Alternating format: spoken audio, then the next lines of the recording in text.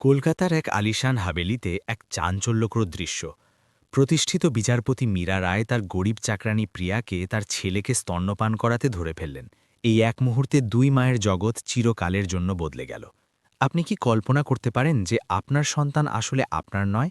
6 মাসের অর্জুন এবং তার আসল মায়ের রহস্য ধীরে ধীরে প্রকাশ পাচ্ছে, যার ফলে এমন এক সংঘর্ষ শুরু হলো যাতে ভালোবাসা, ক্ষমতা এবং ন্যায় দামে লাগা আছে। একদিকে কলকাতার সবচেয়ে শক্তিশালী উকিল, যে কোনো হদ পর্যন্ত যেতে প্রস্তুত। অন্যদিকে দুই মহিলা, এক গরিব চাকরানী এবং এক বিচারপতি, যারা সত্যের জন্য লড়ার সাহস দেখালেন। এই গল্প আপনার হৃদয় ছুঁয়ে দেবে এবং আপনাকে ভাবতে বাধ্য করবে, মা কে, যে জন্ম দেয় নাকি যে ভালোবাসা দেয়? আমাদের চ্যানেলকে ফলো করুন, ভিডিওটি লাইক করুন এবং কমেন্টে জানান আপনি কোথা থেকে দেখছে। আপনি কি মনে করেন এই গল্পে কি টুইস্ট আসতে চলেছে? আপনার মতামত আমাদের জানান। কলকাতার এক আলিশান হাভেলিতে সকালের প্রথম রশ্মি জানালা দিয়ে উঁকি দিচ্ছিল। মীরা রায়, এক প্রতিষ্ঠিত বিচারপতি, তার 6 মাসের ছেলে অর্জুনের দোলনার পাশে দাঁড়িয়েছিলেন। তার মুখে চিন্তার রেখা স্পষ্ট দেখা যাচ্ছিল। আবার দুধ খেল না, তিনি তার স্বামী বিক্রমকে বললেন, যিনি তার দামি স্যুটে তৈরি হচ্ছিলেন। বাচ্চার ঘরের দরজা সামান্য খোলা ছিল এবং প্রিয়া, তাদের নতুন চাকরানী, বাইরে থেকে এসব শুনছিল। সে মাত্র 2 সপ্তাহ আগে এই বাড়িতে এসেছিল। তার হাতে চায়ের কাপ কাঁপছিল। সে অনুভব করল যে কিছু অদ্ভুত ঘটছে। বাচ্চা কখনোই তার মায়ের দুধ খেত না। ডাক্তাররা বলেন এটা স্বাভাবিক, কিন্তু আমার ভয় লাগে, মীরা বললেন তার ছেলের কপাল স্পর্শ করতে করতে। কখনো কখনো মনে হয় সে আমাকে তার মা হিসাবে চিনতে পারে না। বিক্রম তার কাঁধে হাত রেখে বললেন, তুমি খুব চিন্তা করো, আমাদের এর জন্য এত সংগ্রাম করতে হয়েছিল, মনে আছে? দত্তক নেওয়ার প্রক্রিয়া, কাগজপত্র, টাকা। তিনি থেমে চারদিকে তাকালেন, যেন কেউ শুনতে না পায়। প্রিয়া ভয়ে রান্নাঘরে ফিরে গেল। তার হৃদয়ের ধুকপুকানি তীব্র হয়ে উঠল। দত্তক নেওয়া, সে ভাবল। সে তো শুনেছিল যে বাচ্চা বিচারপতির নিজের। এটা মিথ্যে কেন? সে তার কাজে লেগে গেল, কিন্তু তার মনে হাজারো প্রশ্ন উঠছিল। দুপুরে যখন মীরা আদালতে গেলেন এবং বিক্রম তার অফিসে, প্রিয়া বাচ্চার ঘরে গেল। অর্জুন অবিরাম কাঁদছিল। তার কান্না দুর্বল হয়ে আসছিল। অন্য চাকরানী সীতা অনেকবার বোতল থেকে দুধ খাওয়ানোর চেষ্টা করেছিল, কিন্তু বাচ্চা মুখ ফিরিয়ে নিয়েছিল। কিছু করো প্রিয়া, সীতা হতাশায় বলল। আমি এর কান্নার আওয়াজ আর শুনতে পারছি না। আমি বাজার যাচ্ছি, ম্যাডাম আসার আগে ফিরে আসব। প্রিয়া দ্বিধায় বাচ্চাকে তার কোলে তুলে নিল। সে এই বাড়িতে নতুন ছিল এবং ভয় করছিল যেন তার চাকরি না যায়। কিন্তু যেই সে অর্জুনকে তার বুকে জড়িয়ে ধরল, বাচ্চা সামান্য শান্ত হয়ে গেল। তার চোখ প্রিয়ার মুখে স্থির হয়ে গেল, যেন কিছু চিনতে পারছে। প্রিয়ার নিজের একটা বাচ্চা ছিল, মাত্র 8 মাসের, যাকে সে তার মায়ের কাছে রেখে এসেছিল। তার স্বামী তাকে ছেড়ে চলে গিয়েছিল এবং তার টাকার খুব দরকার ছিল। তার স্তন এখনও দুধে ভরা ছিল। সে প্রতিদিন সকালে এবং সন্ধ্যায় তার দুধ বের করে ফেলে দিত, যাতে কেউ সন্দেহ না করে। যতক্ষণ অর্জুন কাঁদতে থাকল, তার হৃদয় ভেঙে যেতে লাগল। না ভেবে সে তার ব্লাউজ খুলে বাচ্চাকে তার স্তন দিল। প্রথমবার অর্জুন দুধ খাওয়া শুরু করল, জোরে, তৃষ্ণার্ত, যেন সে অনেক দিন ধরে ক্ষুধার্ত ছিল। প্রিয়ার চোখে জল এসে গেল। এই ছোট্ট বাচ্চার জন্য তার হৃদয় ভরে উঠল। সে তাকে গান গুনগুনাতে লাগল, একটা লড়ি, যা তার মা তাকে শোনাত, বিহারের ছোট্ট গ্রামে। বাচ্চা শান্ত হয়ে ঘুমিয়ে পড়ল। কিন্তু তখনই দরজার আওয়াজ হল। প্রিয়া ভয়ে উপরে তাকাল। সেখানে মীরা রায় দাঁড়িয়েছিলেন, তার কোটের পোশাকে, অবাক চোখে। তুমি তুমি কি করছ? তিনি কাঁপা গলায় জিজ্ঞাসা করলেন। প্রিয়া তাড়াতাড়ি তার ব্লাউজ বন্ধ করল। তার হাত কাঁপছিল।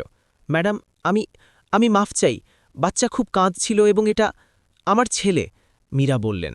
তার গলায় বেদনা এবং ক্রোধ ছিল। তোমার কি অধিকার? প্রিয়া হাঁটুতে ভেঙে পড়ল। মাফ করে দিন ম্যাডাম, আমাকে বের করে দিন, কিন্তু প্লিজ পুলিশ ডাকবেন না। আমার নিজের বাচ্চা আছে, আমি তাকে হারাতে পারব না। মীরা ধীরে অর্জুনকে দেখলেন, যে গভীর ঘুমে ছিল, শান্ত, সন্তুষ্ট। তিনি কখনো তাকে এত শান্ত দেখেননি। সে ধীরে দোলনার কাছে গেলেন এবং বাচ্চার গাল স্পর্শ করলেন। সে সে কখনো আমার দুধ খায় না, তিনি ধীরে বললেন। প্রিয়া তার জল মুছল। ম্যাডাম, আমি আমার জিনিস গুছিয়ে নিই। কিন্তু মীরা তার হাত ধরে ফেললেন। তার মুখে এক অদ্ভুত ভাব ছিল, ভয়, কৌতূহল এবং আরও কিছু। তোমার বাচ্চা কত মাসের প্রিয়া? তিনি জিজ্ঞাসা করলেন। 8 মাস, ম্যাডাম। মীরা তার চোখ বন্ধ করলেন, যেন কিছু হিসাব করছেন। তারপর প্রিয়ার দিকে তাকালেন। তার চোখে এক নতুন ভয় ছিল। এবং তুমি কোথা থেকে এসেছ? বিহার থেকে ম্যাডাম, মগধপুরার কাছে এক ছোট্ট গ্রাম থেকে। মীরার মুখ ফ্যাকাশে হয়ে গেল। তিনি দোলনার কিনারা শক্ত করে ঝরলেন। কি তুমি কখনো তোমার বাচ্চাকে কাউকে দিয়েছিলে, কোনো এজেন্সিকে? প্রিয়ার হৃদয়ে ধুকপুক করতে লাগল। ম্যাডাম, আমি বুঝলাম না। উত্তর দাও, মীরা বললেন। তার গলা কাঁপছিল। প্রিয়া মাথা নিচু করল। হ্যাঁ ম্যাডাম, আমাকে বলা হয়েছিল যে এটা শুধু কয়েক মাসের জন্য, যতক্ষণ না আমি নিজের পায়ে দাঁড়াতে পারি। কিন্তু তারপর ওরা গায়েব হয়ে গেল, এবং আমার বাচ্চাও। ঘরে এক ভয়ঙ্কর নীরবতা নেমে এলো। মীরা অর্জুনকে দেখলেন, তারপর প্রিয়াকে, তারপর আবার বাচ্চাকে। তার মনে সব কিছু স্পষ্ট হয়ে উঠছিল। তার চোখ থেকে জল গড়িয়ে পড়তে লাগল, কিন্তু তিনি বলতে পারছিলেন না।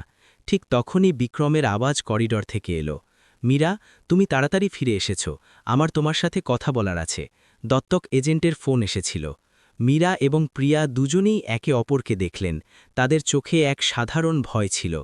অর্জুন, সে আমার ছেলে, তাই না প্রিয়া? কাঁপতে কাঁপতে জিজ্ঞাসা করল। হাসপাতাল শব্দটা মীরার মনে গুঞ্জরিত হচ্ছিল, যেন কোনো দূরের ঘণ্টা। সে তার বিলাসবহুল বেডরুমে মেঝেতে বসেছিল। চারদিকে দত্তকের পুরনো কাগজপত্র ছড়িয়েছিল। তার চোখ লাল ছিল, ঘুমের অভাব এবং কান্নায়। গত দুদিন ধরে সে এই কাগজগুলোতেই হারিয়েছিল, যেন এগুলোতে কোনো লুকানো রহস্য আছে। হঠাৎ তার হাত থেমে গেল। একটা পুরনো দলিলে তার নজর আটকাল, যাতে বিহারের একটা ছোট্ট ক্লিনিকের নাম ছিল, নবজীবন মাতৃ শিশু কেন্দ্র মগধপুরা। এটা সেই ক্লিনিক ছিল যেখান থেকে তারা অর্জুনকে দত্তক নিয়েছিলেন। কিন্তু অদ্ভুত ব্যাপার এটা যে মীরা সেখানে কখনো যাননি। সবকিছু তাদের উকিল রাজীব শর্মা সামলেছিলেন, যাকে বিক্রম বিশ্বস্ত বলেছিলেন। মীরা ফাইলটা কাছ থেকে দেখলেন এবং অনুভব করলেন যে কিছু পাতা সরানো হয়েছে। কোণে একটা ছোট্ট চিহ্ন ছিল, যেন কেউ তাড়াহুড়োয় স্টেপল করা কাগজ তুলে নিয়েছে।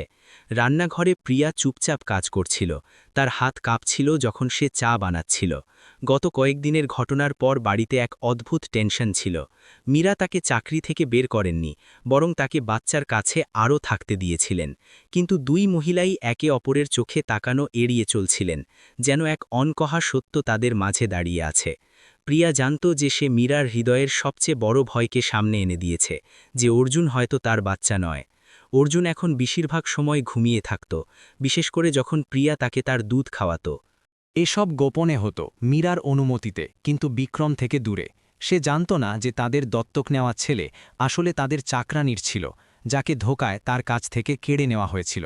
সীতা, বাড়ির সবচেয়ে পুরনো চাকরানি, প্রিয়ার কাছে এসে ধীরে বলল, তোমাকে জানা আছে এই বাচ্চা কে, তাই না? প্রিয়া স্তব্ধ হয়ে গেল। না হ্যাঁ বলল, না না।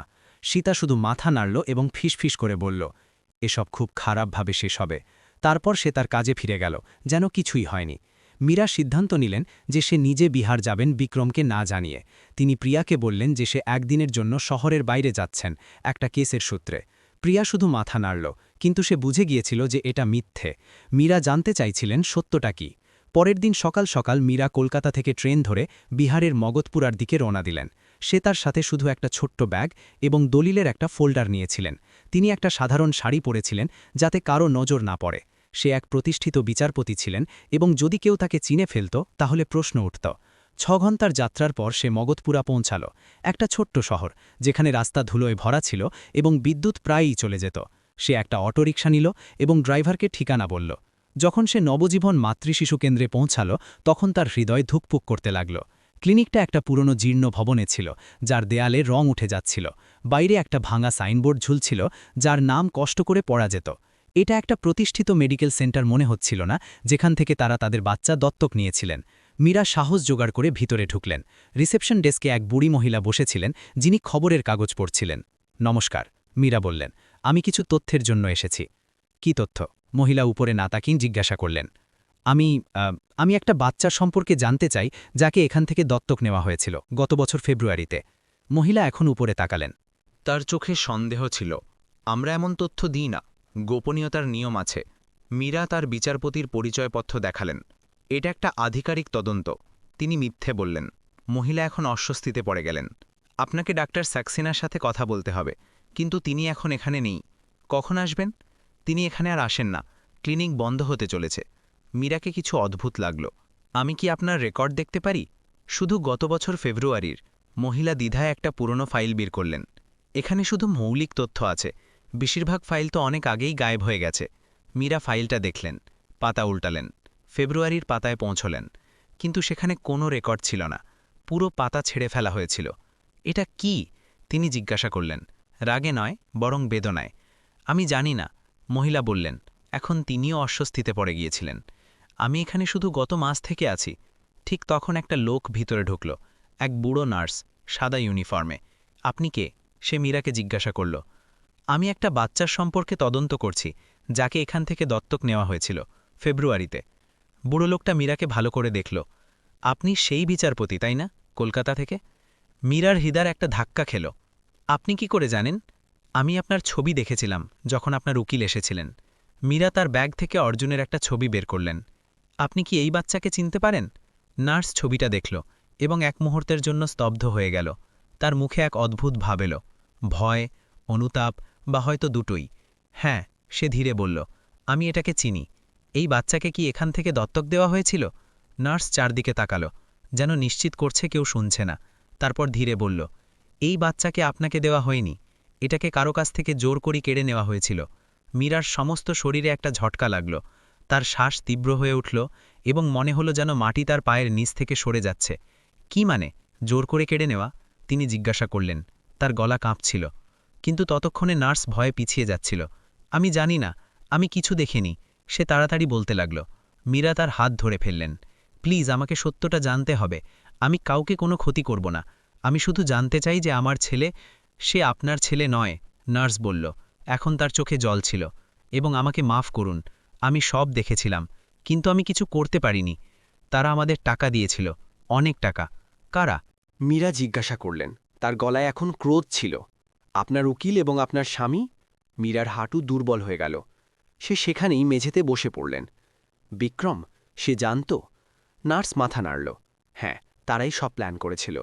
মীরার চোখ থেকে এখন জল গড়াচ্ছিল। এবং মা? বাচ্চার আসল মা কি ছিল সে? নার্স একটা গভীর শ্বাস নিল। সে এত কিছু বলে ফেলেছে, এখন পিছিয়ে যাওয়া বৃথা। সে ধীরে বলল, তার নাম প্রিয়া ছিল। মীরা কলকাতায় ফিরে এলেন, কিন্তু যে মীরা হয়ে গিয়েছিলেন সে এখন আর ছিলেন না। বিহারের যাত্রা তার ভেতর কিছু ভেঙে দিয়েছিল, তার বিশ্বাস, তার আত্মসম্মান এবং সবচেয়ে বেশি তার মা হিসেবে পরিচয়। তার শানদার বাড়ির বারান্দায় বসে সে চুপচাপ চা খাচ্ছিলেন এবং প্রিয়াকে দেখছিলেন, যে বাগানে কাপড় শোকাচ্ছিল। মীরার দৃষ্টিভঙ্গিতে এখন পরিবর্তন এসেছিল। রাগ ছিল না, বরং এক অদ্ভুত অস্বস্তি, এক অনকহা সহানুভূতি। প্রিয়া মীরার দৃষ্টি অনুভব করল এবং উপরে তাকাল। তাদের চোখ মিলল, এক লম্বা অস্বস্তিকর মুহূর্ত। সেই দৃষ্টিতে কিছু অদ্ভুত ছিল, কোনো অনকহা কথা, কোনো লুকানো জ্ঞান। প্রিয়া অনুভব করল যে মীরা কিছু জানেন, কিন্তু কতটা সে বুঝতে পারল না। সে তাড়াতাড়ি চোখ নামিয়ে নিল এবং তার কাজে লেগে গেল, কিন্তু তার হাত এখন সামান্য কাঁপছিল। মীরা কি তাকে বের করে দেবেন? সে কি তার ছেলে থেকে আবার আলাদা হয়ে যাবে? মীরা তার চায়ের শেষ চুমুক নিলেন এবং ভিতরে চলে গেলেন। ডিএনএ টেস্ট অর্ডার করা হয়ে গিয়েছিল, কিন্তু ফলাফল আসতে এখনও 1 সপ্তাহ বাকি ছিল।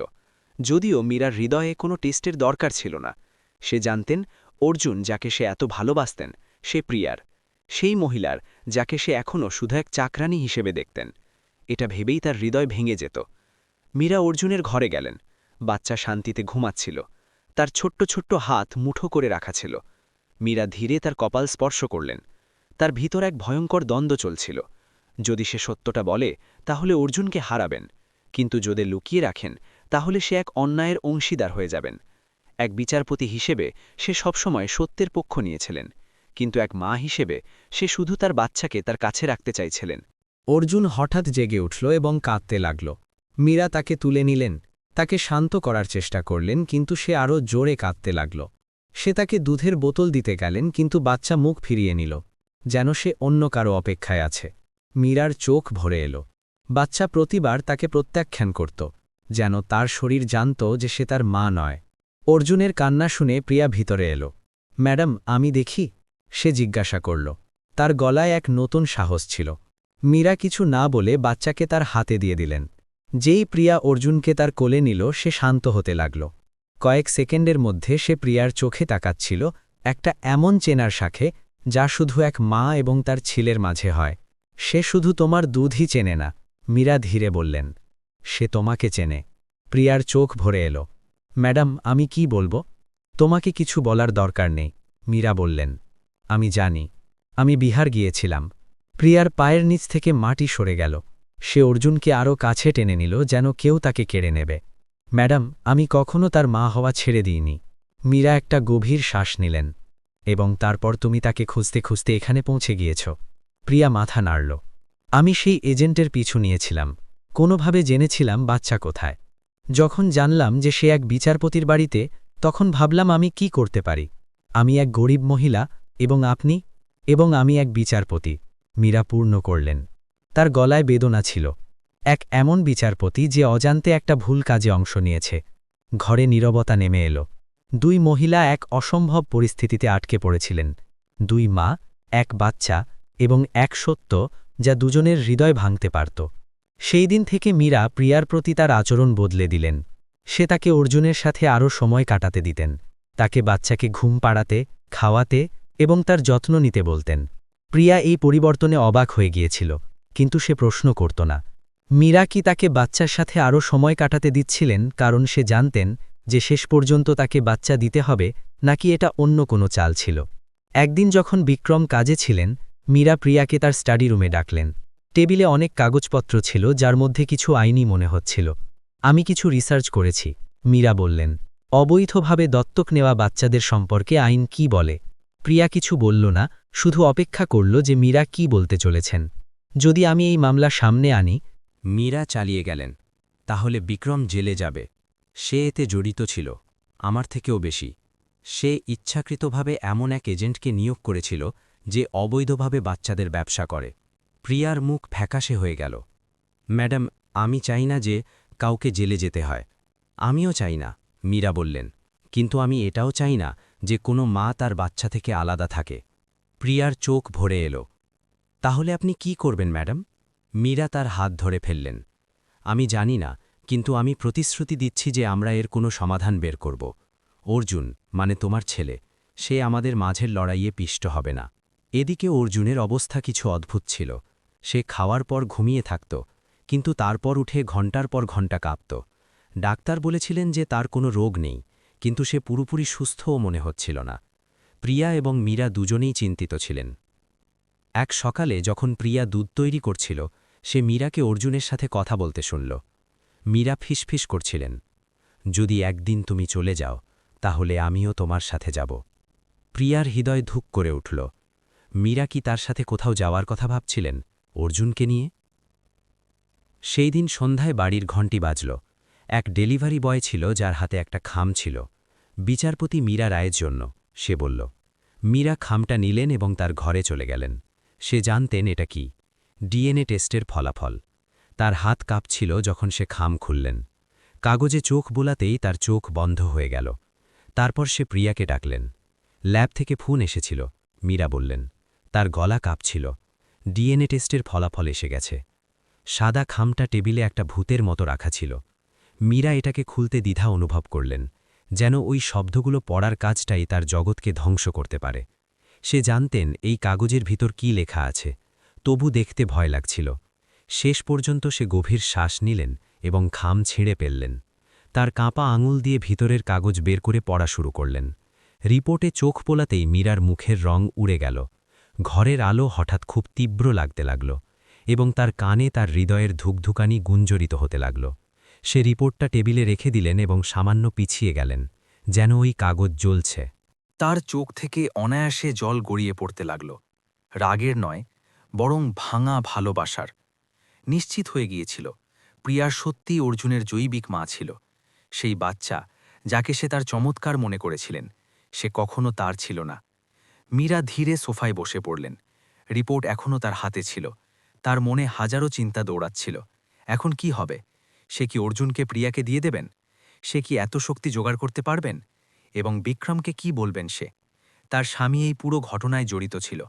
সে ইচ্ছাকৃতভাবে একটা বাচ্চাকে তার মা থেকে কেড়ে নিয়েছিল। বিচারপতি হিসেবে সে এমন অপরাধকে উপেক্ষা করতে পারতেন না, কিন্তু এক স্ত্রী হিসেবে সে তার স্বামীকে জেলে পাঠাতে পারতেন না। এদিকে প্রিয়া তার ঘরে বসে তার ভবিষ্যতের কথা ভাবছিল। সে মীরার আচরণে আসা পরিবর্তন অনুভব করেছিল।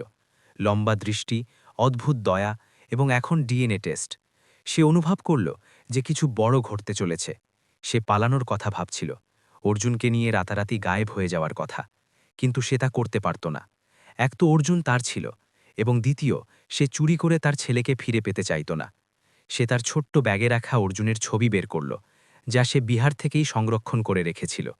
ছবিতে অর্জুন মাত্র 2 দিনের ছিল, তার চোখ এখনও পুরোপুরি খোলা হয়নি।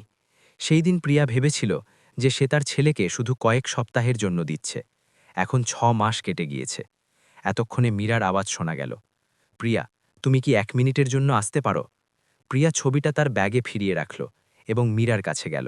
সে তার স্টাডি রুমে ছিলেন, সোফায় বসে। তার সামনে একটা খোলা খাম ছিল। প্রিয়ার হৃদয় তীব্রভাবে ধুকপুক করতে লাগল। বসো, মীরা বললেন। তার গলা ক্লান্ত ছিল, কিন্তু সংযত। প্রথমবার 2 মহিলা একে অপরকে সমানভাবে দেখলেন।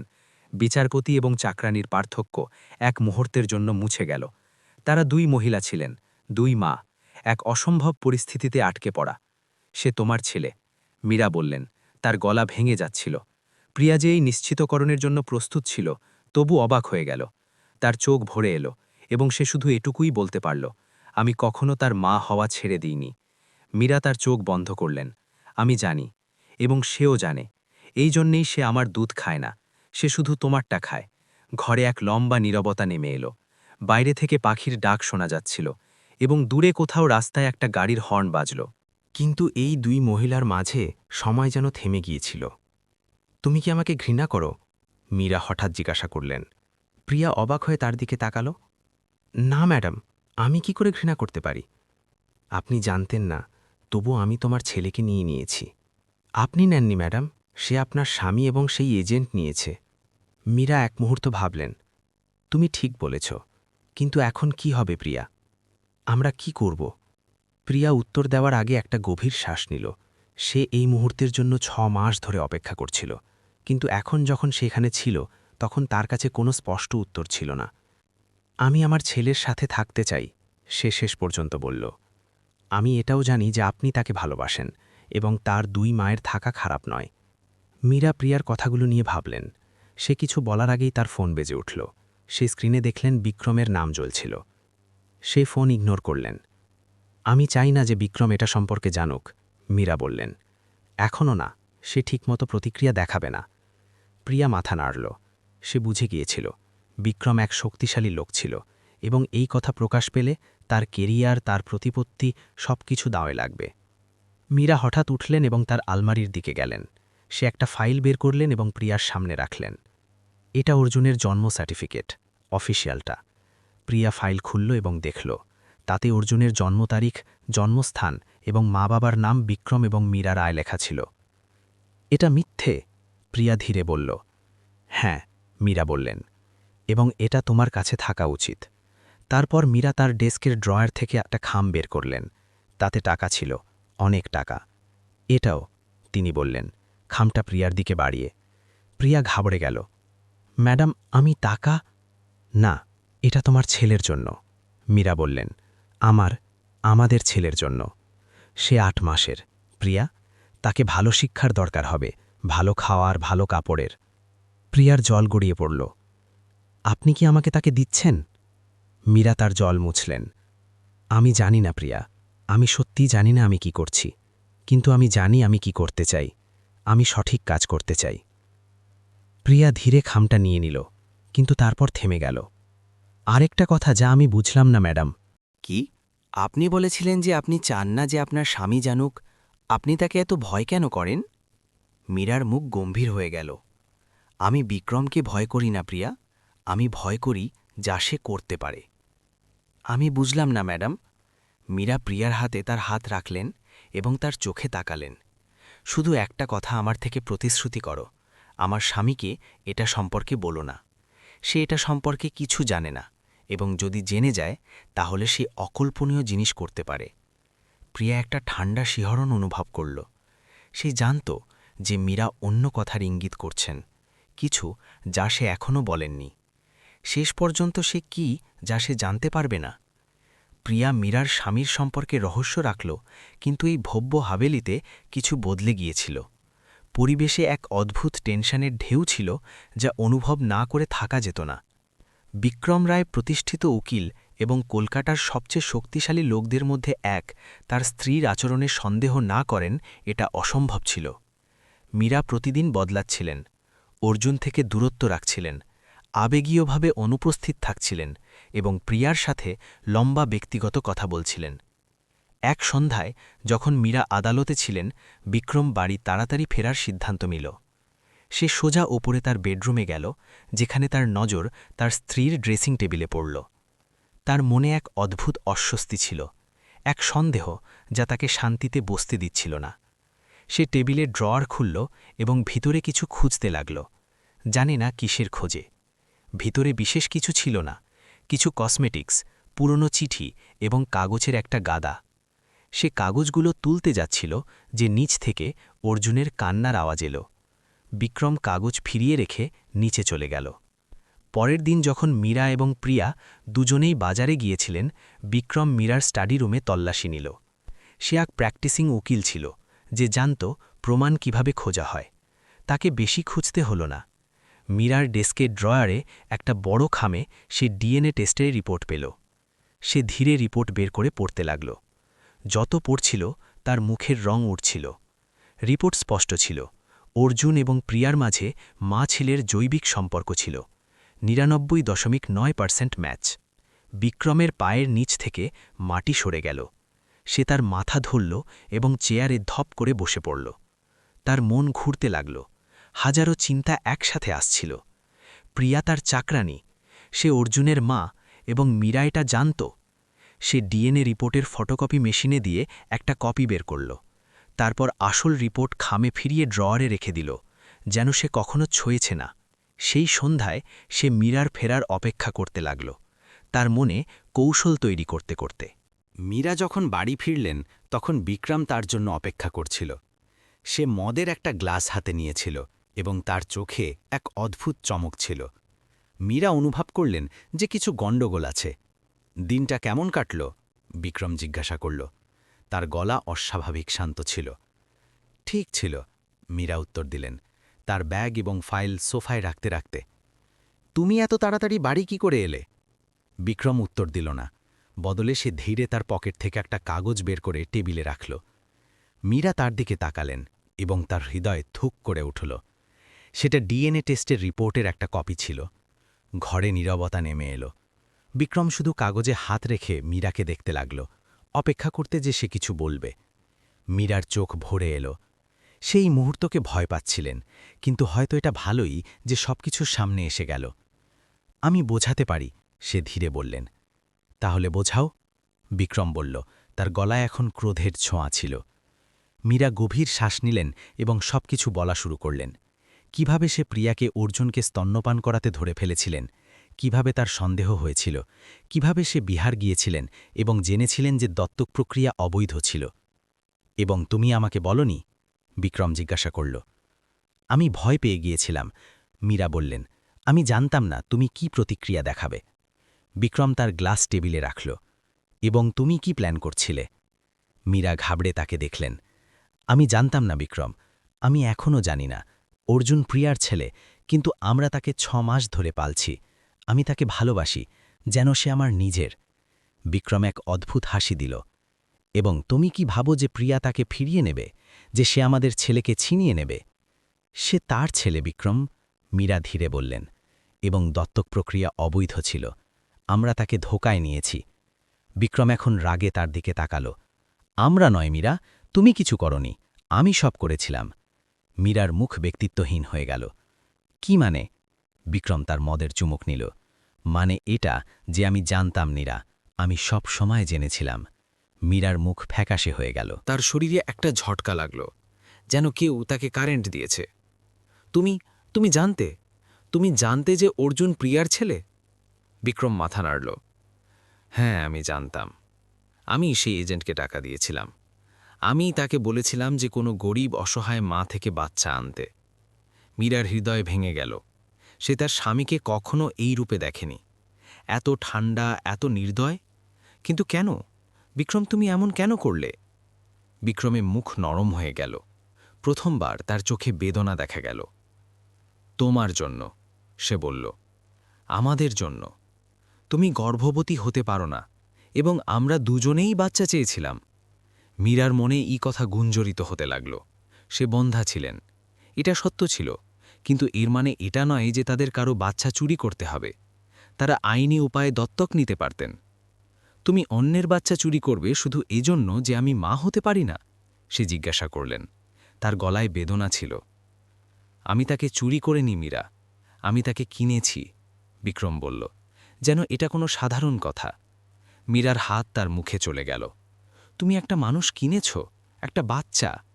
বিক্রম কিছু বলতে চাইল, কিন্তু ঠিক তখন দরজায় টোকা পড়ল। প্রিয়া ছিল, অর্জুনকে কোলে নিয়ে হাসতে হাসতে। সে জানত না যে বিক্রমকে সবকিছু জানা হয়ে গিয়েছে। বিক্রম তাকে ওপর থেকে নিচ পর্যন্ত দেখল। তার চোখে ঠান্ডা ভাব ছিল।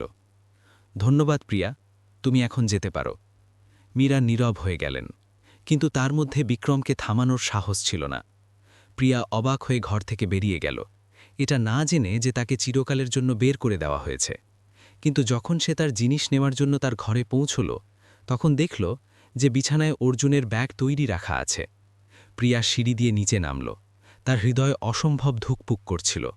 অর্জুন তার কোলে ছিল, আরামে ঘুমাচ্ছিল, অজানা যে তার চারপাশের জগতে কি ঝড় উঠছে। প্রিয়ার মনে হাজারো প্রশ্ন উঠছিল। কে অর্জুনের ব্যাগ তৈরি করেছে? মীরা কি তাকে তার ছেলে ফিরিয়ে দেওয়ার জন্য প্রস্তুত ছিলেন, নাকি এটা একটা ইঙ্গিত ছিল যে সে বাড়ি থেকে বের হচ্ছে একা? সে তার ছেলেকে আরও কাছে টেনে নিল, তার ছোট্ট শ্বাসগুলো অনুভব করতে করতে। যেই সে নিচে পৌঁছল, সে মীরা এবং বিক্রমের আওয়াজ শুনল, ধীরে, টেনশনপূর্ণ, রাগে ভরা। প্রিয়া থেমে গেল, অনিশ্চিত যে এগোবে কিনা। সে অর্জুনের ব্যাগ তার কাঁধে ঠিক করল এবং গভীর শ্বাস নিল। কিছু অদ্ভুত ছিল, এক অনকহা কথা বাতাসে ভাসছিল। সে জানত যে বিক্রম রায় এক বিপজ্জনক লোক, কিন্তু মীরা কখনো বলেননি যে সে কতটা বিপজ্জনক হতে পারে। কোথাও এসব একটা ফাঁদ তো নয়।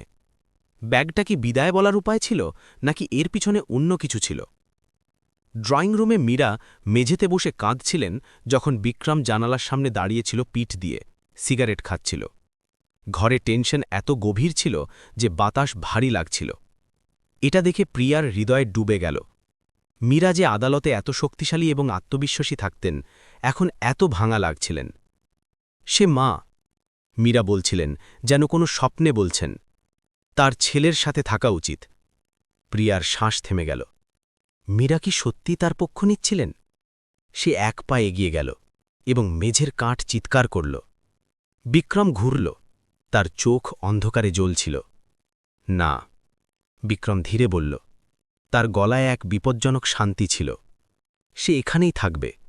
তুমি টাকা চাও আমি দেব, কিন্তু তুমি গায়েব হয়ে যাবে।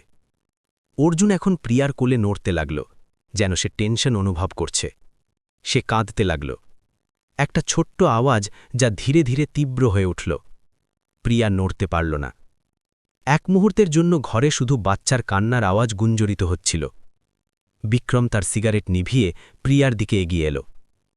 তুমি বুঝছ না, সে বলল। এটা আমার ছেলে, আমি এর জন্য টাকা দিয়েছি, এবং কোনো আদালত, কোনো আইন আমার থেকে এটাকে কেড়ে নিতে পারবে না। প্রিয়া এখন ভয় পেয়ে গিয়েছিল, কিন্তু সে তার ছেলের জন্য শক্ত হয়ে রইল। এটা আমার ছেলে, সে বলল, তার গলা কাঁপছিল। আপনি আমার সাথে ধোঁকা করেছেন। বিক্রম এক পা আরও এগিয়ে এল, কিন্তু ঠিক তখন মীরা উঠলেন এবং তার এবং প্রিয়ার মাঝে এসে দাঁড়ালেন। থামো বিক্রম, সে বললেন, তুমি এখন আর ক্ষতি করবে না। বিক্রম তার স্ত্রীকে দেখল অবিশ্বাসে। তুমি তার পক্ষ নিচ্ছ? এই চাকরানির? মীরা মাথা তুললেন। তার চোখে এখন এক নতুন দৃঢ়তা ছিল। আমি সঠিকের পক্ষ নিচ্ছি বিক্রম, যেমন আমি সবসময় করেছি। ঘরে নীরবতা নেমে এলো। প্রিয়া অনুভব করল যে সে এমন এক মুহূর্তের সাক্ষী হচ্ছে যা এই দুজনের সম্পর্ককে চিরকালের জন্য বদলে দেবে। এবং এসবের মাঝে অর্জুন, যে না পুরোপুরি বিক্রম এবং মীরার ছিল এবং না পুরোপুরি তার, এখন জোরে জোরে কাঁদছিল। বিক্রম দুপা পিছিয়ে মীরাকে দেখল। তুমি জানো আমি কে? সে জিজ্ঞাসা করল। তুমি জানো আমি কি করতে পারি? মীরা তার স্বামীর ভয় দেখানো লহজায় প্রতিক্রিয়া দেখালেন না। বদলে সে প্রিয়ার কাছে গেলেন এবং অর্জুনকে তার কোল থেকে নিলেন। বাচ্চা এখনও কাঁদছিল, তার মুখ লাল হয়ে গিয়েছিল। মীরা ভালোবাসায় তাকে তার বুকে জড়ালেন, তার মাথা সহলালেন এবং তারপর ধীরে তার কপালে একটা চুম্বন দিলেন। তুমি বুঝছ না, মীরা তার স্বামীকে বললেন। তুমি তার বাবা নও এবং কখনো হবে না, কারণ এক সত্যিকারের বাবা তার ছেলেকে কেনে না। বিক্রমের মুখ ক্রোধে লাল হয়ে গেল। সে এক পা মীরার দিকে এগিয়ে এলো। তার মুঠো কষা ছিল। প্রিয়া তৎক্ষণাৎ এগিয়ে এলো মীরার রক্ষা করতে, কিন্তু মীরা তাকে এক শান্ত ইশারায় থামিয়ে দিলেন। সে বিক্রমকে ভয় পাচ্ছিলেন না। সে গত 6 মাস একটা মিথ্যে বেঁচেছিলেন এবং এখন সত্য সামনে এলে সে মুক্ত অনুভব করছিলেন। বিক্রম এবং মীরা একে অপরকে তাকিয়েছিলেন, যেন দুই যোদ্ধা যুদ্ধের আগে, এবং এসবের মাঝে অর্জুন ধীরে ধীরে শান্ত হচ্ছিল, যেন সে জানত যে কিছু গুরুত্বপূর্ণ ঘটতে চলেছে। তারপর মীরা আরেকটা অপ্রত্যাশিত পদক্ষেপ নিলেন। সে ভালোবাসায় অর্জুনকে চুম্বন করলেন এবং তারপর তাকে ফিরিয়ে প্রিয়ার কোলে দিয়ে দিলেন। সে তোমার, সে বললেন। তার গলায় কোমলতা ছিল। সবসময় তোমারই ছিল। প্রিয়ার চোখ থেকে জল গড়িয়ে পড়তে লাগল যখন সে তার ছেলেকে তার কোলে ফিরে পেল। দুই মহিলার মাঝে এক অনকহা কথোপকথন হল, এক গভীর সম্মান, এক বোঝাপড়া, যেন তারা একে অপরে কিছু দৈবিক চেনা পেয়ে গিয়েছিলেন। বিক্রম এসব দেখল। তার মুখে অবিশ্বাসের ভাব ছিল। তার স্ত্রী এক বিচারপতি সেই চাকরানির পক্ষ নিচ্ছিলেন যাকে সে কখনো চাকরিতে রাখতে চায়নি, এবং এখন সে তার ছেলেকে সেই মহিলাকে দিচ্ছিলেন। তুমি এটা থেকে বাঁচতে পারবে না, বিক্রম বলল। তার গলায় বিপজ্জনক শান্তি ছিল। তোমরা দুজনের কেউই না। মীরা তার মাথা তুললেন। তার চোখে চ্যালেঞ্জ ছিল। আমরা দেখব, সে বললেন। এটা এখন আইনের মামলা, বিক্রম, এবং আইনের আদালতে তুমি আমার থেকে জিততে পারবে না। বিক্রম এক অদ্ভুত মুচকি হাসি দিল, যা তার মুখে মানাচ্ছিল না। সেই হাসি কোনো কারণে প্রিয়ার হৃদয়ে এক ঠান্ডা শিহরণ তৈরি করল। বিক্রম তার ফোন বের করল এবং একটা নম্বর ডায়াল করল। রমেশ? হ্যাঁ, আমি বিক্রম বলছি। আমার একটা কাজ করাতে হবে, এক্ষুনি। হ্যাঁ, খুব জরুরি। সে ফোন রাখল এবং আবার মুচকি হাসল। মীরা, প্রিয়া, তোমাদের মনে হচ্ছে এটা এত সহজ হবে? পরের সকালে কলকাতার আকাশ ধোমাটে ছিল, যেন আসন্ন ঝড়ের ইঙ্গিত দিচ্ছিল। রায় পরিবারের ভব্য হাবেলির সামনে একটা পুলিশের গাড়ি ধীরে এসে থামল। তাতে কোনো সাইরেন ছিল না, কোনো শব্দ নেই, শুধু একটা সাদা সরকারি গাড়ি যার উপর কলকাতা পুলিশের চিহ্ন ছিল। দুই অফিসার বাইরে বেরিয়ে এলো, ইউনিফর্মে। তাদের হাতে কিছু কাগজ ছিল। তারা হাভেলির মূল দরজা পর্যন্ত গেলেন এবং ঘণ্টি বাজালেন। প্রিয়া দরজায় পৌঁছালো অর্জুনকে তার কোলে নিয়ে। সে গত রাতে খুব কম ঘুমিয়েছিল। মীরার সাথে তারা রাতভর প্ল্যান করেছিলেন, কিভাবে সকালে তাড়াতাড়ি বেরোতে হবে, কোথায় যেতে হবে, কি করতে হবে। প্রিয়া ভেবেছিল যে তারা বাড়ি থেকে পালাবে, কিন্তু মীরা বলেছিলেন যে তারা আইনি উপায় লড়বেন। সত্য তাদের পক্ষে ছিল, কিন্তু এখন পুলিশ দেখে প্রিয়ার হৃদয় ডুবে গেল। বিক্রম তাদের থেকেও তাড়াতাড়ি করেছে। মহিলা অফিসার প্রিয়াকে দেখলেন এবং জিজ্ঞাসা করলেন, আপনি কি প্রিয়া দেবী? প্রিয়া মাথা নাড়ল। তার গলা হঠাৎ গায়েব হয়ে গিয়েছিল এবং এই বাচ্চা অফিসার অর্জুনের দিকে ইঙ্গিত করলেন, যে এখনও তার মায়ের কোলে আরামে ঘুমাচ্ছিল। এটা আমার ছেলে, প্রিয়া বলল। তার গলা সামান্য কাঁপছিল। অফিসার তার সঙ্গীর দিকে তাকালেন, তারপর একটা কাগজ বের করলেন। আমাকে এটা আপনাকে দিতে হবে, সে আনুষ্ঠানিক গলায় বললেন। আদালতের আদেশ। আদালতের পরবর্তী আদেশ পর্যন্ত বাচ্চা রায় পরিবারের অভিরক্ষায় থাকবে। প্রিয়ার জগৎ তার পায়ের নিচ থেকে সরে গেল। সে কাগজটা দেখল, যদিও সে পড়তে পারত না। আইনি শব্দ, সিল, স্বাক্ষর সব কিছু ঝাপসা হয়ে গেল। আমি বুঝলাম না, সে বলল। ঠিক তখন মীরা এলেন, এখনও তার নাইট গাউনে। কি হচ্ছে, সে জিজ্ঞাসা করলেন, এবং তারপর পুলিশ অফিসারদের দেখে থেমে গেলেন। অফিসার, কি ব্যাপার? পুরুষ অফিসার এগিয়ে এসে বললেন, বিচারপতি রায়, আমরা একটা আদালতের আদেশ নিয়ে এসেছি। এই বাচ্চা, সে অর্জুনের দিকে ইঙ্গিত করলেন, আদালতের পরবর্তী আদেশ পর্যন্ত আপনার এবং আপনার স্বামীর অভিরক্ষায় থাকবে। মীরার মুখ খোলা রইল। কি? কোন বিচারপতি এই আদেশ দিয়েছেন? বিচারপতি প্রকাশ, অফিসার উত্তর দিলেন। মীরার মুখের রং উড়ে গেল। বিচারপতি প্রকাশ বিক্রমের ঘনিষ্ঠ বন্ধু ছিলেন। সে তৎক্ষণাৎ বুঝে গেলেন যে এসব বিক্রমের কীর্তি। সে তার সব যোগাযোগ ব্যবহার করেছে, তার সব প্রভাব, যাতে তাৎক্ষণিক একটা আদালতের আদেশ বের করাতে পারে। এটা ভুল, মীরা বললেন। তার গলায় এখন রাগ ছিল। এই মহিলা বাচ্চার জৈবিক মা। আমাদের কাছে ডিএনএ টেস্ট আছে যা এটা প্রমাণ করে। উকিল তার পেশায় ভালো ছিল। সে প্রিয়ার বিরুদ্ধে জরুরি আদালতের আদেশ বের করার জন্য জৈবিক মায়ের আবেগীয় অস্থিরতা এবং আগের কথিত পরিত্যাগের উল্লেখ করেছিল।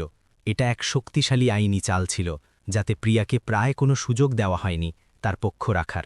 মহিলা অফিসার সহানুভূতিতে প্রিয়াকে দেখলেন।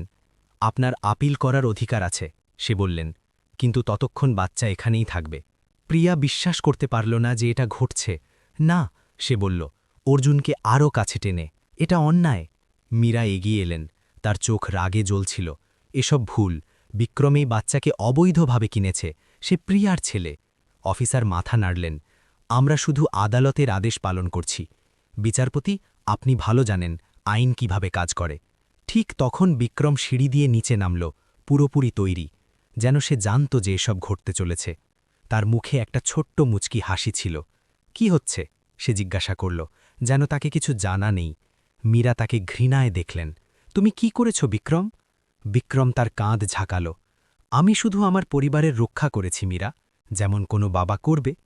প্রিয়া এখন কাঁদছিল, নীরব জল তার গালে গড়াচ্ছিল। অর্জুন জেগে উঠেছিল এবং তার দিকে তাকাচ্ছিল, যেন জিজ্ঞাসা করছে কি হচ্ছে। প্রিয়া তাকে চুম্বন করল এবং ফিসফিস করে বলল, সব ঠিক হয়ে যাবে আমার বাচ্চা, আমি প্রতিশ্রুতি দিচ্ছি। অফিসার হাত বাড়ালেন। আমাকে বাচ্চা দিতে হবে মাতাজি। না, প্রিয়া চিৎকার করল, এক পা পিছিয়ে, আমি আমার ছেলেকে দেব না। মীরা প্রিয়ার কাঁধ ধরলেন। প্রিয়া থামো, সে ধীরে বললেন, এখন আমরা কিচ্ছু করতে পারি না, এটা আইনি আদেশ। যদি আমরা এটা পালন না করি তাহলে তারা তোমাকে গ্রেফতার করতে পারে। প্রিয়া মীরার দিকে তাকালো, তার চোখে বেদনা এবং ভয় ছিল। কিন্তু ম্যাডাম, আমি প্রতিশ্রুতি দিচ্ছি, মীরা বললেন। তার চোখে এক দৃঢ় সংকল্প ছিল। আমরা তাকে ফিরিয়ে আনব, কিন্তু এখন আমাদের আইন মানতে হবে। শেষ পর্যন্ত কাঁদতে কাঁদতে প্রিয়া অর্জুনকে মীরার কোলে দিয়ে দিল। বাচ্চা এখনও হাসছিল, অজানা যে কি ঘটছে। মীরা তাকে তার বুকে জড়ালেন, তার চোখও জলে ভরা ছিল। প্রিয়া অর্জুনের মাথায় শেষবার চুম্বন করল এবং তারপর পিছিয়ে গেল। তার হৃদয় ভেঙে যাচ্ছিল, কিন্তু সে জানত যে মীরা ঠিক বলছেন। যদি সে এখন লড়ত তাহলে সে হারত। তাদের সময়ের অপেক্ষা করতে হবে। অফিসারলা বিক্রম এবং মীরার সাথে কথা বললেন। তাদের বললেন যে পরবর্তী শুনানি কবে এবং তারপর চলে গেলেন। যেই দরজা বন্ধ হল, প্রিয়া হাঁটুতে ভেঙে পড়ল। তার জল এখন খুলে গড়াচ্ছিল। মীরা বিক্রমের দিকে তাকালেন, তার চোখে ঘৃণা ছিল। তুমি এটা থেকে বাঁচতে পারবে না, সে বললেন। বিক্রম শুধু মুচকি হাসল। আমি ইতিমধ্যে বেঁচে গিয়েছি মীরা, তুমি ভুলে যাচ্ছ আমি কে। এই শহরে আমার মতো লোক কখনো হারে না। প্রিয়া হভেলি থেকে বাইরে পা রাখল। তার হাত খালি ছিল, তার হৃদয় ভাঙা ছিল।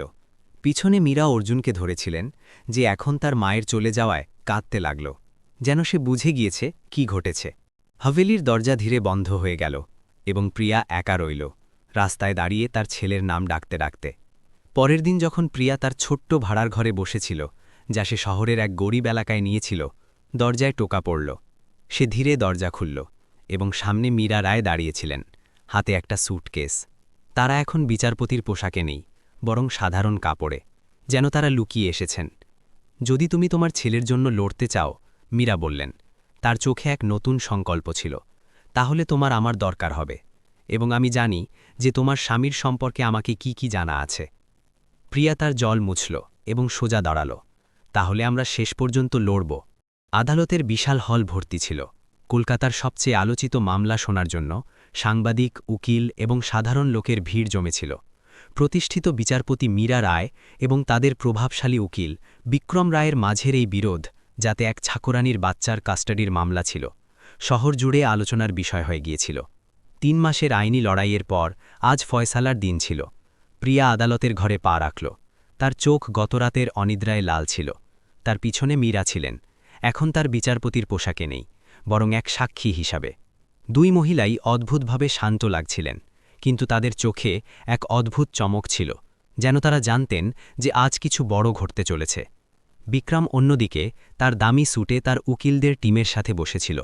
গত 3 মাসে তার মুখ চিকন হয়ে গিয়েছিল, চোখের নিচে গভীর কালো দাগ ছিল। কোর্টরুমে এক অদ্ভুত টেনশনপূর্ণ হলচল ছিল, যেন সবাই জানত যে এই মামলা শুধু এক বাচ্চার কাস্টাডির নয়, এটা সত্য এবং ন্যায়ের লড়াই। বিচারপতি সুরেশ কুমার, এক বয়স্ক এবং সম্মানিত বিচারক, তার আসনে বসলেন। ঘরে নীরবতা নেমে এলো। তিনি তার চশমা ঠিক করলেন এবং ফাইলগুলো দেখলেন যা তার সামনে রাখা ছিল। দয়া করে সবাই বসুন, তিনি বললেন, গত ৩ মাসে এই মামলা পুরো শহরের নজরে ছিল। একদিকে ছিল বিক্রম রায়, যে প্রতিটি সম্ভব উপায়ে তার প্রভাব ব্যবহার করেছিল, মিডিয়া, টাকা, রাজনৈতিক যোগাযোগ। অন্যদিকে ছিল প্রিয়া এবং মীরা, এক গরিব চাকরানী এবং এক বিচারপতি যে তার নিজের স্বামীর বিরুদ্ধে সাক্ষী দিয়েছিলেন। বিচারপতি গম্ভীরভাবে বললেন, এটা এক অভূতপূর্ব মামলা। আমি আমার ৩০ বছরের বিচারিক জীবনে এমন কিছু দেখিনি। বিক্রমের উকিল উঠে তার শেষ যুক্তি পেশ করল, কিভাবে প্রিয়া তার বাচ্চাকে আগেই ত্যাগ করেছিল, কিভাবে তার কাছে বাচ্চা পালনের আর্থিক ক্ষমতা ছিল না, কিভাবে সে আবেগীয়ভাবে অস্থির ছিল। উকিল জোর দিয়ে বলল, বাচ্চার স্বার্থে এটাই হবে যে সে রায় পরিবারের সাথে থাকবে, যেখানে তাকে প্রতিটি সুবিধা এবং ভালোবাসা মিলবে। তারপর প্রিয়ার উকিল, যাকে মীরা বেছে দিয়েছিলেন, উঠলেন। তারা সত্যের পক্ষ রাখলেন, কিভাবে প্রিয়ার থেকে ধোকায় তার বাচ্চা কেড়ে নেওয়া হয়েছিল, কিভাবে বিক্রম এক অবৈধ এজেন্টকে টাকা দিয়েছিল, এবং সবচেয়ে গুরুত্বপূর্ণ, কিভাবে অর্জুন সবসময় তার জৈবিক মাকে চিনেছে। বাচ্চা শুধু প্রিয়ার দুধ খেত, তার কোলেই শান্ত হতো। এটা মা এবং বাচ্চার প্রাকৃতিক বন্ধন, যা কোনো আইন, টাকা ভাঙতে পারে না। তারপর মীরার পালা এলো। পুরো কোর্টরুমে নীরবতা নেমে এলো যখন সে সাক্ষীর বক্সে পালালেন। তিনি তার স্বামীর বিরুদ্ধে সাক্ষী দিলেন, পুরো সত্য বিনা দ্বিধায়। তিনি বললেন কিভাবে বিক্রম তাকে অন্ধকারে রেখেছিল, কিভাবে সে ইচ্ছাকৃতভাবে এক গরিব মা থেকে তার বাচ্চা কেড়ে নিয়েছিল, এবং কিভাবে সে সব প্রমাণ মুছে ফেলার চেষ্টা করেছিল। আমি এক বিচারপতি, মীরা বললেন। তার গলায় দৃঢ়তা ছিল। আমি সত্য এবং ন্যায়ের শপথ নিয়েছি, এবং আজ আমি আমার বিবেক অনুসারে বলছি, অর্জুন প্রিয়ার বাচ্চা, এবং তাকে তার মায়ের সাথেই থাকা উচিত। বিক্রমের মুখে ক্রোধ এবং লজ্জার মিশ্রণ ছিল। সে কখনো ভাবেনি যে তার স্ত্রী এত দূর যাবেন। তার সব রহস্য খুলে দেবেন। শেষে বিচারপতি সুরেশ কুমার তার ফয়সলা শোনালেন। কোর্টরুমে এক মুহূর্তের জন্য পুরোপুরি নীরবতা নেমে এলো, যেন প্রত্যেকে একসাথে শ্বাস থামিয়ে দিয়েছে। আমি এই মামলার সব দিক গভীরভাবে ভেবেছি, ডিএনএ পরীক্ষা, সাক্ষীদের বয়ান, এবং সবচেয়ে গুরুত্বপূর্ণ, বাচ্চার স্বার্থ মাথায় রেখে আমি এই ফয়সালা শোনাচ্ছি যে অর্জুনের স্থায়ী কাস্টাডি তার জৈবিক মা প্রিয়া দেবীকে দেওয়া হবে। প্রিয়া যে এখন ৯ মাসের অর্জুনকে তার কোলে নিয়ে বসেছিল, তার জল থামাতে পারল না। তার বাচ্চা, যাকে তার থেকে কেড়ে নেওয়া হয়েছিল, এখন আইনিভাবে তার ছিল। সে তার ছেলেকে আরও কাছে টেনে নিল। তার হৃদয় খুশি এবং স্বস্তিতে ভরে গেল। বিক্রম উঠে আদালত থেকে বেরিয়ে গেল। তার মুখে হাড়ের অভিব্যক্তি ছিল। তার সাম্রাজ্য, তার প্রতিপত্তি, সব কিছু ছড়িয়ে পড়েছিল। পরে জানা গেল যে সে বার কাউন্সিল থেকে সাসপেন্ড করা হয়েছে। নৈতিক অপরাধের জন্য তার অনেক অবৈধ কাজ এখন তদন্তের আওতায় ছিল। মীরা ধীরে প্রিয়ার কাছে গেলেন। তিনি হাত বাড়ালেন এবং প্রিয়া অর্জুনকে তার কোলে দিল। মীরা তাকে তার বুকে জড়ালেন। তার চোখ ভরে এলো। তুমি সবসময় আমারও থাকবে, তিনি ধীরে বললেন। প্রিয়া নীরব স্বীকৃতিতে মাথা নাড়ল। এই দুই মহিলার মাঝে কোনো শব্দ যথেষ্ট ছিল না। তারা দুজনেই একে অপরকে বুঝতেন, একটা এমন স্তরে যা শব্দের বাইরে ছিল। তাদের মাঝে যা জন্ম নিয়েছিল সেটা ভালোবাসা ছিল, কিন্তু এক অন্যরকম। কয়েক সপ্তাহ পর প্রিয়া শহরের এক ছোট্ট এলাকায় নতুন জীবন শুরু করল। মীরা গোপনে তার সাহায্য করলেন, টাকা, শিক্ষা এবং অর্জুনের জন্য স্বাস্থ্য যত্ন। প্রিয়া সেলাইয়ের কাজ শুরু করল এবং ধীরে ধীরে নিজের পায়ে দাঁড়াতে লাগল। এক সন্ধ্যায় যখন সে অর্জুনকে তার দুধ খাওয়াচ্ছিল, তাকে সেই দিনটা মনে পড়ে গেল যখন সবকিছু শুরু হয়েছিল। সেই দুধ যা হইচই মুচিয়ে দিয়েছিল, কিন্তু একটা আত্মাকে বাঁচিয়ে দিয়েছিল। সে তার ছেলেকে দেখল, যে এখন ৯ মাসের হয়ে গিয়েছে। তার চোখ চকচক করছিল এবং তার মুখে একটা হাসি ছিল। মাঝে মাঝে মীরা তাদের দেখতে আসতেন। তারা অর্জুনের সাথে খেলতেন, তাকে গল্প শোনাতেন এবং তারপর চুপচাপ চলে যেতেন। দুই মহিলার মাঝে এক অনকহা সমঝোতা ছিল, এক শিক্ষা যা তাদের নীরবতায় লেখা হয়ে গিয়েছিল। ভালোবাসাকে জোর করে চাপানো যায় না, ভালোবাসাকে চেনা যায়। অর্জুন এখন ২টো ভাষা শিখছে, প্রিয়ার মাতৃভাষা এবং মীরার ইংরেজি। সে দুই মহিলার মাঝে একটা সেতু হয়ে উঠল। একটা এমন বন্ধন যাকে কোনো আদালত বা আইন দিয়ে সংজ্ঞায়িত করা যায় না। একদিন যখন অর্জুন বড় হবে, তাকে তার গল্প বলা হবে, কিভাবে দুই মহিলা তাদের অহংকার এবং শত্রুতাকে একপাশে রেখে তার ভালোবাসার জন্য একসাথে লড়াই করেছিলেন। এবং হয়তো সে বুঝবে যে মা হওয়ার মানে শুধু জন্ম দেওয়া নয়, এটা ত্যাগ, প্রেম এবং সাহসের মিশ্রণ। প্রিয়া প্রায়ই ভাবত যে কি হতো যদি সেই দিন মীরা তাকে অর্জুনকে স্তন্যপান করাতে মা দেখতেন। তারা কি কখনো সত্যটা জানতে পারত? সে কি কখনো তার ছেলেকে ফিরে পেত? কিন্তু এখন যেমন সে অর্জুনকে ঘুম পাড়ানোর জন্য একটা লড়ি গুনগুনাচ্ছিল, সেই লড়ি যা তার মা তাকে শোনাত। প্রিয়াকে বোধ হল যে মাঝে মাঝে জীবনের সবচেয়ে বড় বেদনা আমাদের সবচেয়ে বড় আশীর্বাদের কাছে নিয়ে যায়। সে তার ছেলের কপালে একটা প্যারা চুম্বন দিল এবং ফিসফিস করে বলল, আমি তোকে সব সময় ভালোবাসব আমার বাচ্চা, সব সময়। এবং সেই ছোট্ট ঘরে যেখানে এক মা তার বাচ্চাকে ভালোবাসায় ঘুম পাড়াচ্ছিল, একটা সত্য চকচক করছিল, যা প্রতিটি সীমা এবং আইনের বাইরে ছিল। সত্যিকারের ভালোবাসা সবসময় তার পথ খুঁজে নেয়। আমরা দেখলাম কিভাবে প্রিয়া এবং মীরা দুজনেই তাদের অহংকারের ওপরে উঠে একটা বাচ্চার ভালোবাসার জন্য লড়াই করলেন। আপনি কি কখনো ভেবেছেন যে যদি আপনি মীরার জায়গায় হতেন তাহলে কি করতেন?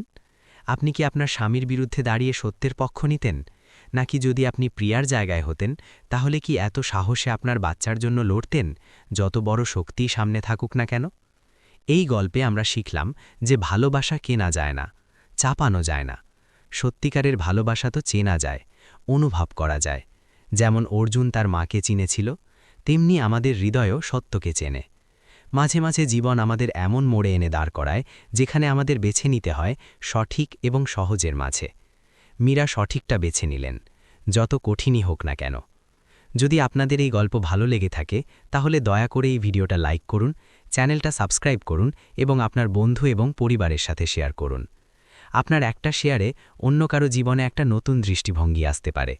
এবং হ্যাঁ, কমেন্টে আমাদের জানান যে আপনি এই গল্প থেকে কি শিখলেন এবং আপনাকে কোন অংশটা সবচেয়ে বেশি প্রভাবিত করল। আপনাদের প্রতিক্রিয়া আমাদের কাছে খুব মূল্যবান।